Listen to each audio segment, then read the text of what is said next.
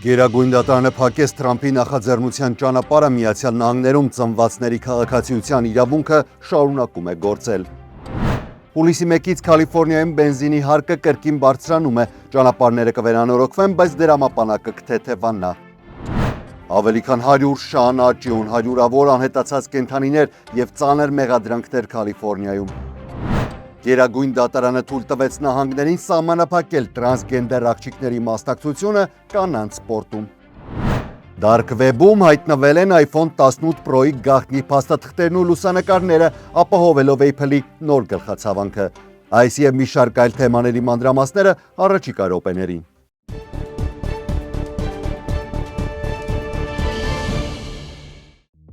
Vivaldi Catering բազմազան փաթեթներից առաջատար ընտրությունը։ Փաթեթ ընտանեկան 5-ից 6 անձի համար ընդամենը $150 plus tax։ Ընտանեկան եւ մեծ հավաքույթների համար հատուկ փաթեթ 10-ից 12 անձի համար ընդամենը $300 plus tax։ Vivaldi Lunch փաթեթ 10-ից 12 անձի համար ընդամենը $150 plus tax։ Ընտրեք ձեր ճաշակին համապատասխան կոմբոն։ Vivaldi Catering համի, որակի եւ առատության առաջատարը։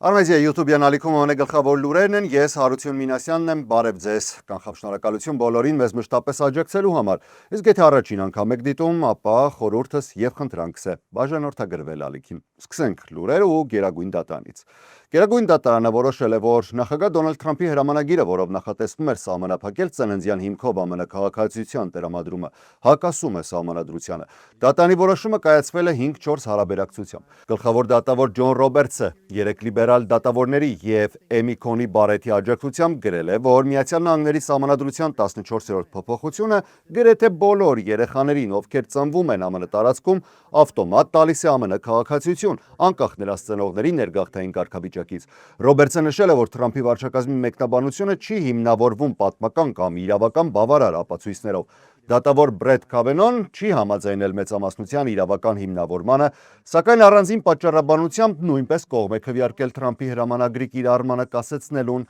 մինչդեռ պահպանողական դատավորներ Քլարենս Թոմասը, Սամուել Ալիտոն եւ Նիլ Գորսաչը պաշտպանել են նախագահի դիրքորոշումը։ Թրամփի հրամանագիրը նախատեսում էր, որ Միացյալ Նահանգներում ծնված երեխան քաղաքացիություն կստանա միայն այն դեպքում, եթե նրա ծնողներից առնվազն մեկը լինի ԱՄՆ քաղաքացի կամ մշտական բնակության իրավունք ունեցող անձ, այսինքն կունենա գրին քարտ։ Սակայն այդ քաղաքականությունը երբեք ուժի մեջ չմտավ, քանի որ մի շարք նահանգներ, ներգաղթային կազմակերպություններ եւ անհատ քաղաքացիներ դատական հայցեր ներկայացրեցին, պնդելով, որ այն հակասում է 14-րդ փոփոխությանը։ Գերագույն դատարանի այս որոշմամբ հաստատվեց, որ Միացյալ Նահանգներում ծնված երեխաների մեծամասնության համար ծննդյան հիմքով քաղաքացիության սահմանադրական իրավունքը շարունակում է մնալ ուժի մեջ եւ նախագահի հրամանագրով այն փոխել հնարավոր չէ։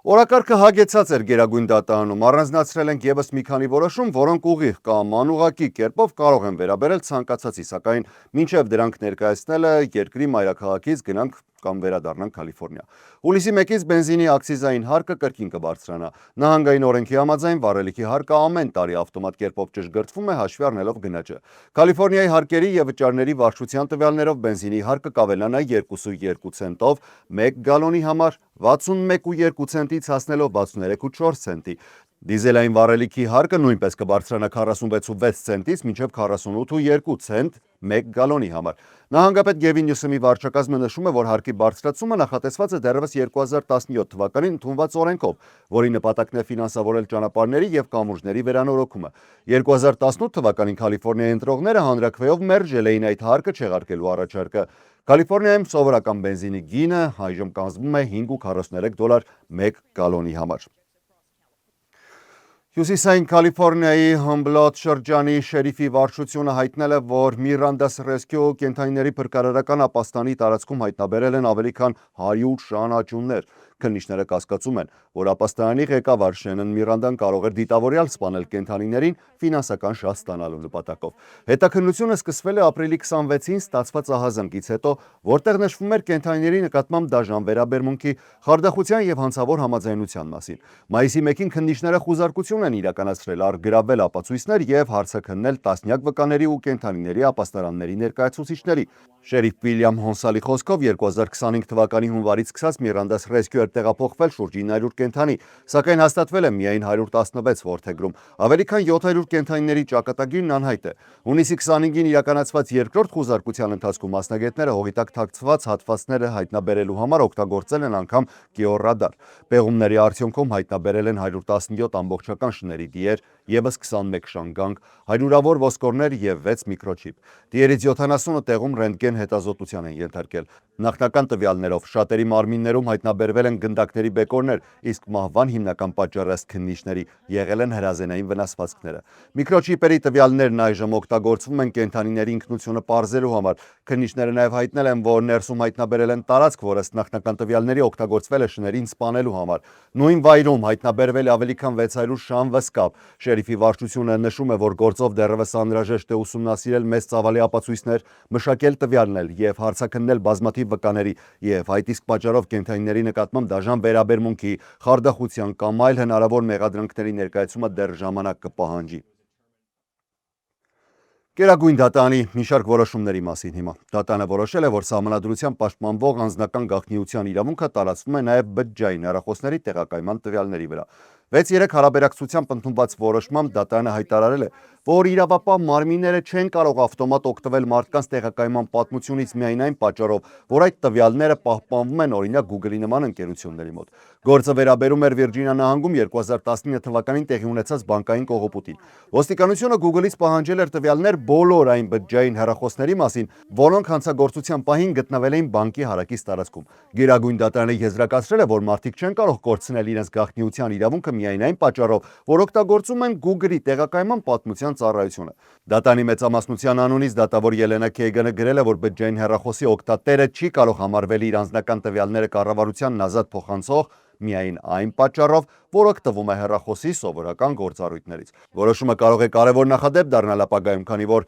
այն սահմանում է, որ ժամանակակից թվային տեխնոլոգիաների օգտագործումը չի վերացնում քաղաքացիների սահմանադրական իրավունքները անձնական կյանքի գաղտնիության նկատմամբ։ Գերագույն դատարանի մեկ այլ որոշմամբ էլ այն նահանգները, որոնք օրենքով թույլ են տալիս ընտրությունների օրվանից հետո ստացված, բայց ժամանակին փոստով ուղարկված քվեաթերթիկների հաշվարկը, կարող են շարունակել այդ պրակտիկան։ Որոշումը կայացվել է Միսիսիպի նահանգի և Հանրապետական ազգային կոմիտեի միջև դատական վեճի շրջանակում։ Հանրապետականները պնդում էին, որ ընտրություններից հետո ստացված քվեաթերթիկների հաշվարկը հակասում է դաշնային օրենքին, սակայն դատարանը մերժել է այդ հայցը։ Դատարանի մեծամասնության անունից դատավոր Էմի Քոնի Բարեթը գրել է, որ դաշնային ընտրական օրենսդրությունը չի պահանջում, որպեսզի փոստային քվեաթերթիկներն անպայման ստացվեն մինչև ընտրությունների օրը։ Նրա խոսքով բավական է, որ դրանք ժամանակին փոստով ուղարկված լինեն նահանգային օրենքներով սահմանված կարգով։ Որոշումն անմիջապես ազդում է բոլոր 14 այն նահանգների վրա, որոնք ունեն այսպես կոչված արտոնյալ ժամկետ և շարունակում են հաշվել ընտրությունների օրվանից հետո ստացված փոստային քվեաթերթիկները։ Դրանց թվում են Կալիֆոռնիան, Իլինոյսը, Նյու Յորքը, Նևադան, Նյու Ջերզին, Օրեգոնը, Վաշինգտոնը, Թեքսասը, Վիրջինիան և մի շարք այլ նահանգներ։ Ի հակադրություն նախագահ Դոնալդ Թրամփը որոշումն անվանել է մեծ պարտություն և կրկին կոչարել ընդունել իր առաջարկած Save America Act օրինագիծը, որը նախատեսում է խստացնել ընտրական կանոնները, պահանջելով քաղաքացիության ապացույց ընտրությունների գրանցման ժամանակ լուսանկարով անձը հաստատող փաստաթուղթ քվեարկության համար և սահմանափակումներ փոստային քվեարկության նկատմամբ։ Թրամփի վարչակազմը սակայն առանց հաղթանակի չի մնացել։ Գերագույն դատարանի որոշմամբ նախագահը ստացել է ավելի լայն լիազորություններ պաշտոնանկ անելու անկախ դաշնային գործակալությունների ղեկավարներին։ Իրավաբանների խոսքով դատարանը փաստացի հրաժարվել է 1930-ականներից գործող նախադեպից, որը երկար տարիներ պաշտպանում էր այնպիսի անկախ կառույցների ղեկավարներին, ինչպիսիք են Դաշնային առևտրի հանձնաժողովը, Արժեթղթերի և բորսաների հանձնաժողովը, Ազգային աշխատանքային հարաբերությունների խորհուրդը և այլ գործակալություններ, նախագահի կողմից ազատման սահմանափակումներ սահմանելով։ Դատարանի մեկնաբանությամբ Կոնգրեսը չի կարող նախագահից խլել այն սահմանադրական լիազորությունները, որով նա նշանակում և պաշտոնանկ է անում գործադիր իշխանության պաշտոնյաներին։ Այսպիսով անկախ գործակալությունների ղեկավարներն այլևս չեն ունենա նախկին մակարդակի պաշտպանություն նախագահի որոշումներից։ Միակ բացառությունը շարունակում է մնալ դաշնային պահուստային համակարգը, Ֆեդը, որի անկախ կարգավիճակը առայժմ պահպանվում է։ Եվ վերջին որոշումը, որը կներկայացնեմ, վերաբերում է տրանսգենդերների մասնակցությանը կանանց սպորտաձևերին։ Գերագույն դատարանը 6-3 հարաբերակցությամբ որոշում է կայացրել, որ նահանգները կարող են արգելել տրանսգենդեր աղջիկների մասնակցությունը աղջիկների և կանանց սպորտին։ Դատարանի մեծամասնության անունից դատավոր Բրեթ Քավանոն գրել է. Նահանգներն իրավունք ունեն կանանց և աղջիկների մարզական մրցումները սահմանափակել միայն կենսաբանական կանանց համար։ Նրա խոսքով Միացյալ Նահանգների սահմանադրությունը եւ Title 9 դաշնային օրենքը չեն պահանջում փոխել կանանց սպորտի գործող համակարգը։ Կավանոն նշել է, որ դպրոցները կարող են որոշել աղջիկների եւ կանանց թիմերում մասնակցության իրավունքը հիմնվելով կենսաբանական սեռի, այլ ոչ թե գենդերային ինքնության վրա։ Դատանի 3 լիբերալ դատավորները Սոնյա Սոտոմայերը, Ելենա Քագանը եւ Քեթանջի Ջեքսոնը չեն համաձայնել որոշման հետ։ Սոտոմայերը հայտարարել է, որ դատանը փոխել է նախկին իրավական չափանիշները եւ նման կարևոր ու վիճահարույց հարցի վերաբերյալ որոշում է կայացրել առանց բոլոր փաստերը լիարժեք գնահատելու։ Ամերիկյան քաղաքացիական ազատությունների միությունը ACLU-ն հայտարարել է, որ վճիռը հարված է տրանսգենդեր երիտասարդների հավասար հնարավորություններին։ Այս որոշումը, սակայն, համահունչ է նախագահ Դոնալդ Թրամփի վարչակազմի քաղաքականությանը, որը երկրորդ պաշտոնավարման ընթացքում աջակցում է այն նախաձեռնություններին, որոնք կանանց սպորտում մասնակցությունը սահմանում են բացառապես կենսաբանական սեռի հիման վրա։ Վաշինգտոնում կայացել է ներկայացուցիչների պալատի երկու կուսակցությունների ասուլիսը։ Դեմոկրատ առաջնորդները քննադատության են ենթարկել Թրամփի վարչակազմի տնտեսական եւ սոցիալական քաղաքականությունը, հայտարարելով, որ 1 տարի առաջ ընդունված հանրապետականների լայնածավալ օրենքը ծանր հարված է հասցրել միլիոնավոր ամերիկացիների։ Դեմոկրատների խոսքով օրենքի հետևանքով կրճատվել են առողջապահական եւ սննդային աջակցության ծրագրերը, մինչդեռ խոշոր հարկային արտոնություններ են ստացել միլիարդատերերն ու խոշոր կորպորացիաները։ Ելույթների ընթացքում դեմոկրատները ողջունել են Գերագույն դատանի որոշումը, որով պահպանվել է ծննդյան իրավունքով քաղաքացիության սկզբունքը։ Ասուլիսի ընթացքում անդրադարձ է կատարվել նաև Գերագույն դատանի մեկ այլ որոշմանը, որով նահանգներին թույլատրվել է սահմանափակել տրանսգենդեր աղջիկների մասնակցությունը աղջիկների դպրոցական, մարզական թիմերին։ Դեմոկրատ առաջնորդները հայտարարել են, որ նման հարցերը պետք է լուծվեն տեղական դպրոցների, մարզական կազմակերպությունների եւ համայնքների մակարդակով, այլ ոչ թե դաշնային դատարանների միջոցով։ Նրանք նաև վերահաստատել են, որ դեմոկրատական մեծամասնության դեպքում շարունակելու են առաջ տանել այն օրինագիծը, որն ընդլայնում է LGBTQ անձանց քաղաքացիական իրավունքների պաշտպանությունը։ Հանրապետական ղեկավարները ասուլիսի ընթացքում հայտարարել են, որ Միացյալ Նահանգները մտնում է իր 250-ամյակի տոնակատարությունների շրջան, ընդգծելով, որ երկրի հզորությունը պետք է հիմնված լինի ուժեղ բանակի, ազգային անվտանգության եւ տնտեսական աճի վրա։ Ներկայացուցիչների պալատի խոսնակ Մայք Ջոնսոնը, մեծամասնության առաջնորդ Սթիվ Սկալիզը եւ մյուս հանրապետականները պնդել են, որ 1 տարի առաջ ընդունված օրենքը զգալի ֆինանսական թեթևացում է բերել աշխատող ընտանիքներին։ Նրանց խոսքով միլիոնավոր ամերիկացիներ արդեն օգտվում են թեյավճարների եւ արտաժամյա աշխատանքի եկամուտների հարկային արտոնություններից, ինչի շնորհիվ ավելի շատ գումար է մնում ընտանիքների բյուջեում։ Նրանք նշել են, որ առաջիկա ծրագրերից է Safe America Act օրինագծի հաստատումը, որը կարող է մի շարք փոփոխություններ բերել ընտրական համակարգում։ Ասուլիսի ընթացքում հանրապետական առաջնորդները քննադատել են դեմոկրատական կուսակցությանը, մեղադրելով նրանց ոստիկանության թույլատրման, բանակում գաղափարական քաղաքականության սահմանների անվտանգության եւ ազգային արժեքների նկատմամբ անհարգալից վերաբերմունքի մեջ։ Նրանք պնդել են, որ հանրապետական կուսակցությունը պաշտպանում է ուժի միջոցով խաղաղություն սկզբունքը եւ անվտանգ Ամերիկան։ Լրագրողների հարցերին պատասխանելիս Մայք Ջոնսոնը ողջունել է Գերագույն դատանի որոշումը, որով նահանգներին թույլատրվում է սահմանափակել տրանսգենդեր աղջիկների մասնակցությունը